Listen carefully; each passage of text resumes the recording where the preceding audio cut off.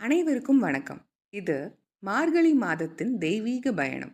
இன்று நாம் திருப்பாவையின் 2ஆம் பாசுரத்தை மிக எளிமையாகவும் ஆழமாகவும் பார்க்க போகிறோம். வையத்து வாழ்வீர்கள்.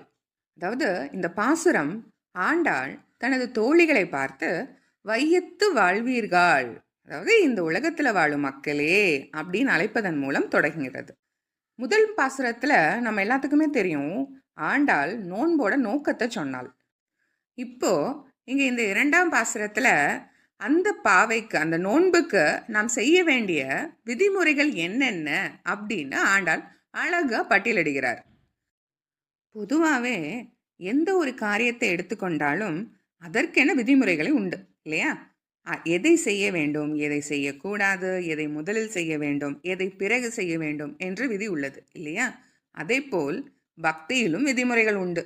ஒரு விரதம் என்றால் அதை எப்போது துவங்க வேண்டும், எப்படி துவங்க வேண்டும், என்னென்ன விதிகளை பின்பற்ற வேண்டும், எந்த முறையில் நிறைவு செய்ய வேண்டும், அப்படிலாம் இருக்கு.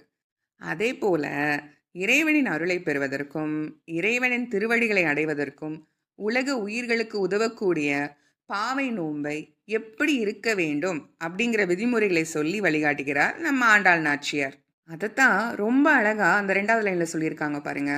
நாமும் நம் பாவைக்கு செய்யும் கிருசைகள் கேளீரோ. எவ்வளோ அழகா சொல்லியிருக்காங்க பார்த்தீங்களா? விதிமுறைகளை எப்படியெல்லாம் பின்பற்றணும்னு கேளுங்க அப்படிங்கிறது தான் அந்த பாடலுடைய 2வது வரிக்கான அர்த்தம். இந்த நோன்பு அடிமனதின் கட்டுப்பாடுன்னு கூட சொல்லலாம். அதாவது இந்த நோன்பு வெறும் உடலை மட்டும் கட்டுப்படுத்துவது அல்ல, நம்முடைய அடிமனதையும் கட்டுப்படுத்துவது எவ்வளவு முக்கியம் என்பதை விளக்குகிறது. இதில் ஆண்டாள் வலியுறுத்தும் இந்த விளக்கடிகள் மன தூய்மைக்கான வழிகள்னு கூட சொல்லலாம்.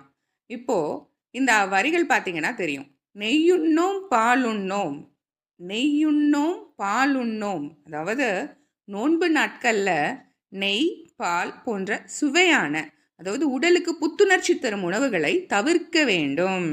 இது உடலின் ஆசைகளை கட்டுப்படுத்தும் முதல் படி அப்படின்னு அழகா சொல்லிடுறாங்க ஆண்டாள் நாச்சியார். பொதுவாகவே பெண்கள் அப்படின்னா தங்களை அழகுபடுத்திக்கிறதுக்காக மிக அதிக நேரம் செலவழிப்பாங்க இல்லையா? அதுவும் கல்யாணம் ஆகாத கன்னி பெண்கள்னா கேட்கவே வேண்டாம். ஸோ அப்படிலாம் இருக்கக்கூடாது. அதாவது இறைவன் அடையும் பாதையில் இந்த வெளிப்படையான கவர்ச்சிகளில் மனம் செல்லக்கூடாது அப்படிங்கிறா. அதைத்தான் ரொம்ப அழகா மையிட்டு எழுதோம் மலரிட்டு நாம் முடியும் அப்படின்னு அந்த வரிகளில் ரொம்ப அழகா ஆண்டாள் நாச்சியார் சொல்லியிருக்காங்க. என்னன்னா, கண்களில் மை தீட்டுவதும் கூந்தலில் மலர் சூடுவதும் நம்மை அழகுபடுத்திக் கொள்ளும்